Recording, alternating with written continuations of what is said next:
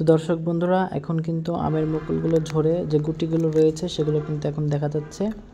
এগুলোকে যত্ন করার জন্য বা এগুলোকে রক্ষা করার জন্য এখন কি আমরা ব্যবহার করতে পারি, কোন সার কোন ভিটামিন ব্যবহার করব, সেটাই কিন্তু ভিডিওর মাধ্যমে সম্পূর্ণ তুলে ধরা হবে। ভিডিওটা যদি না দেখেন তাহলে কিন্তু আপনার আমের গাছের যে যত্ন পরিচর্যা সেগুলো ভালোভাবে করতে পারবেন না। তো বন্ধুরা, ভিডিওটা সম্পূর্ণ দেখার অনুরোধ রইল।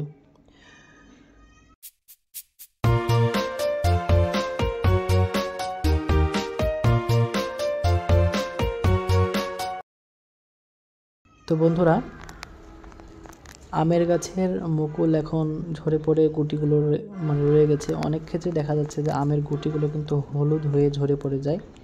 তো বন্ধুরা, হলুদ হয়ে ঝরে পড়ার কারণটা হচ্ছে অনুখাদ্যের অভাব।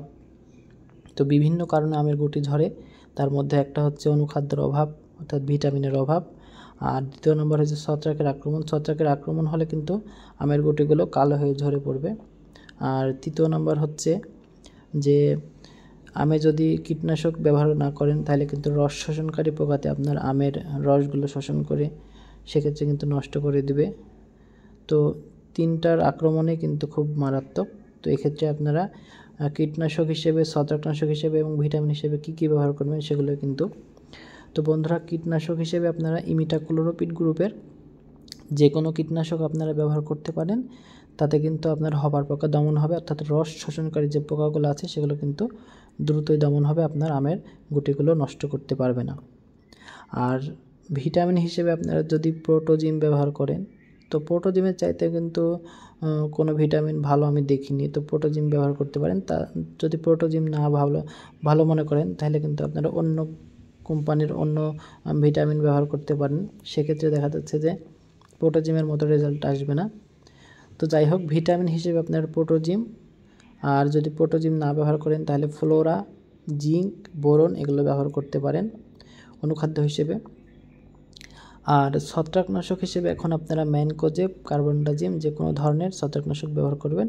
তবে অ্যামিস্টার টপ কিংবা নাটিভো কিংবা টিল এই ধরনের ছত্রাকনাশক এখন ব্যবহার করার কোনো প্রয়োজন নাই, কারণ এখন গুটি পর্যায়ে, বড় হওয়ার পর্যায়ে এখন যদি অতিরিক্ত কড়া ছত্রাকনাশক ব্যবহার করেন অর্থাৎ হাই অ্যান্টিবায়োটিক ছত্রাকনাশক যদি এখন ব্যবহার করেন তাহলে কিন্তু আমগুলো বৃদ্ধি হওয়া বন্ধ হয়ে যাবে। খুব কম মানে যতটুকু বৃদ্ধি পাওয়া দরকার তার চাইতে কিন্তু ছোট হবে। মানে অতিরিক্ত কড়া কীটনাশক ব্যবহার করার কারণে কিন্তু আমের সাইজ বাধাপ্রাপ্ত হবে। সেক্ষেত্রে আপনারা ভিটামিন, ছত্রাকনাশক হিসেবে ম্যানকোজেব এবং কীটনাশক হিসেবে ইমিডাক্লোপিড এই তিনটা যদি একত্রে মিশিয়ে ব্যবহার করতে পারেন এই সময়, তাহলে কিন্তু আপনার আমের গুটি ঝরা রোধ হবে, আপনার আমের দিক থেকে সুরক্ষা পাবে, সব দিক থেকে কিন্তু একটা ভালো সুরক্ষা প্রদান করবে। তো বন্ধুরা, আমার পরামর্শ মতে আপনারা আপনার আমকে যত্ন করুন, দেখবেন আপনার আমের গুটিগুলো অনেক ভালো হবে, ফুড সেটিং সব কিছুই কিন্তু একটা ভালো পর্যায়ে আসবে। তো বন্ধুরা, এমনই সব নতুন নতুন তথ্য পেতে আমার চ্যানেলটা সাবস্ক্রাইব করে রাখবেন, আর পরবর্তী ভিডিও সবার আগে দেখতে আমার চ্যানেলটা সাবস্ক্রাইব করে দেবেন এবং ভিডিওটা ভালো লাগলে একটা লাইক দিবেন। তো বন্ধুরা, এখানেই শেষ করছি। আসসালামু আলাইকুম।